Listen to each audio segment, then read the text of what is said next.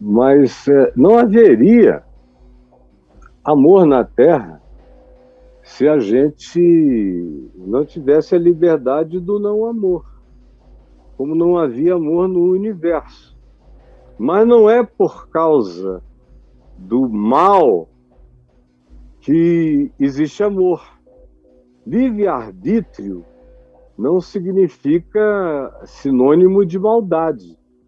Significa apenas uma porta aberta para todo tipo de liberdade. Então pode existir, claro. Deus é livre e não pratica o mal. Deus é amor e nele não há ódio. Deus é misericórdia e é justiça, mas ele não tem nenhum prazer em que ninguém pereça, mas sim que todos cheguem ao pleno conhecimento da verdade.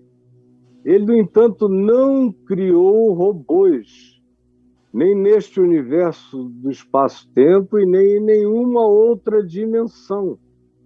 Só para você ter uma ideia, a gente sempre pensa na entrada no mal, na nossa dimensão, apenas vinculada a Adão, na história arquetípica da Bíblia do pecado original, do homem e da mulher. Mas a gente esquece que ali naquele ambiente, naquela cenografia de jardim, paraíso, árvores lindas, frutíferas, árvore do conhecimento do bem e do mal, árvore da vida, tinha um ente tentador, serpente.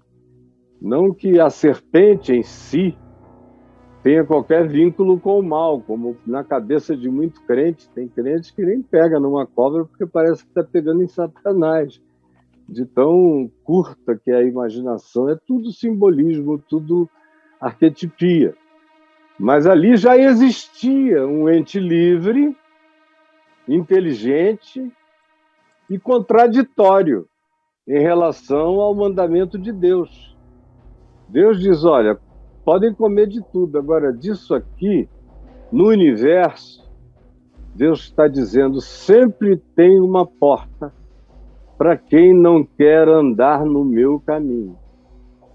Essa aqui é a porta para quem não se satisfaz com a minha vontade. Essa aqui é a porta para quem não come e degusta prazerosamente a minha vontade, que é boa, perfeita e agradável.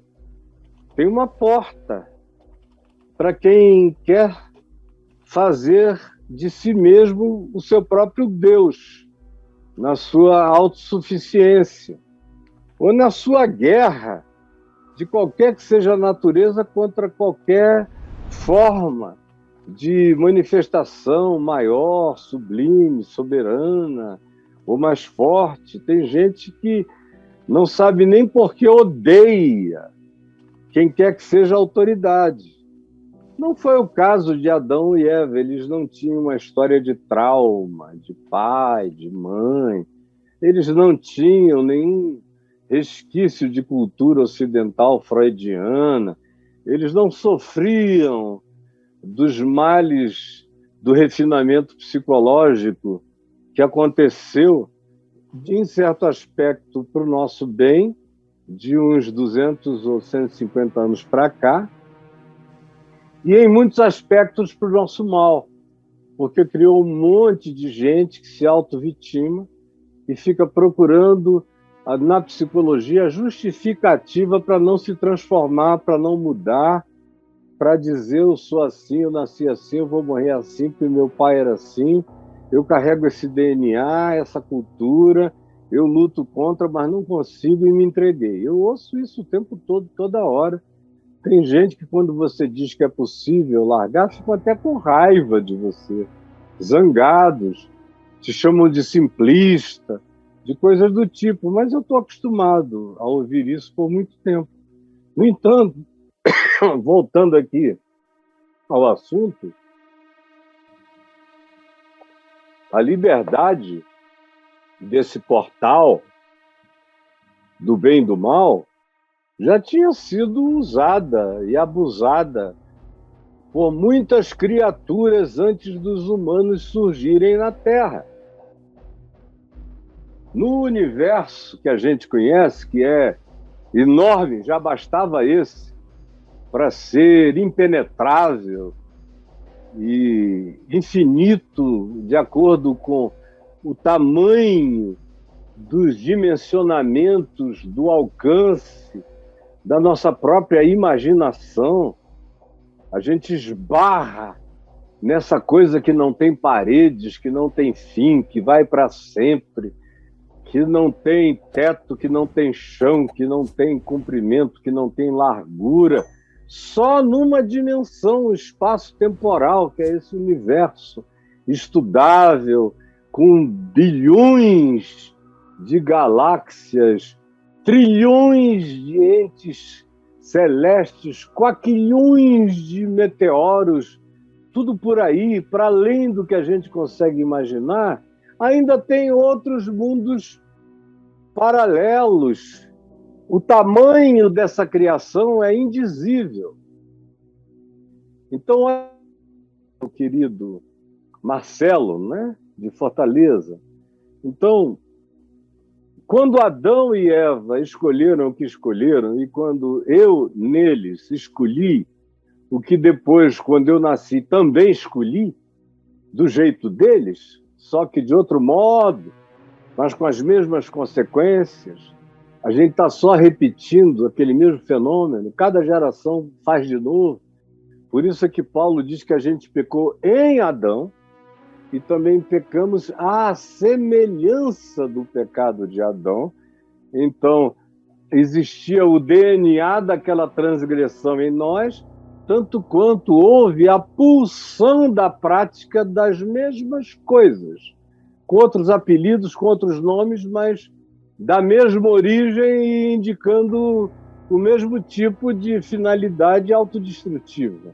Antes disso, aquela serpente, que depois veio a ser chamada de Satanás, de diabo e de muitos outros apelidos, já estava aí como ente universal. Ela já tinha seduzido outros entes universais, outros extraterrestres, que a gente chama de anjos, anjos do bem, anjos da luz, anjos do mal. Tem muito, e são todos extraterrestres, porque não nasceram na Terra, não são da Terra. Tudo que não é da Terra é extraterrestre. Um meteoro que vem de fora e cai aqui é extraterrestre. Assim como um anjo que entra no nosso domicílio, na nossa dimensão, é um alienígena, porque não é daqui. A gente olha e se assusta. Na história humana inteira, todo mundo que encontrou com essas criaturas entrou em pânico. E alguns as adoraram. Elas são chamadas de os deuses dos povos. São justamente essas criaturas que já estavam aí em temporalizáveis, de tão antiga que é essa expressão, que não dá para ser medida por espaço e tempo, esse mal presente, por livre-arbítrio. Agora, a gente não sabe por quanto tempo, por exemplo, essas criaturas existiram na criação sem terem praticado nenhuma transgressão. Porque a Bíblia é um livro dedicado exclusivamente à história humana. Esse não é um livro de história, não é um livro de meticulosidades da história humana universal.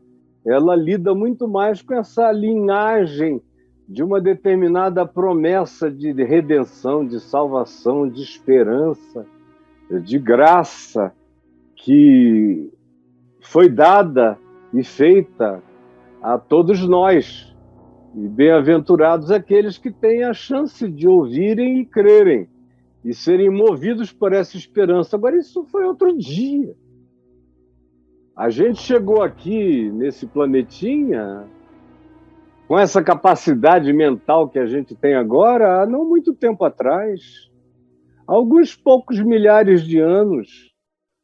Talvez hoje em dia há uma dúvida enorme sobre a capacidade do Homo sapiens sapiens de ter desenvolvido tudo que desenvolveu, mas quanto mais se escava, mais são encontradas civilizações com 50 mil, 60 mil, 70 mil anos de idade, com uma capacidade de construção de tecnologia extraordinariamente maior do que a antropologia e a história convencional até algum tempo atrás juravam que era. A humanidade tinha no máximo 10, 12 mil anos. Agora, esse negócio está ficando muito mais antigo.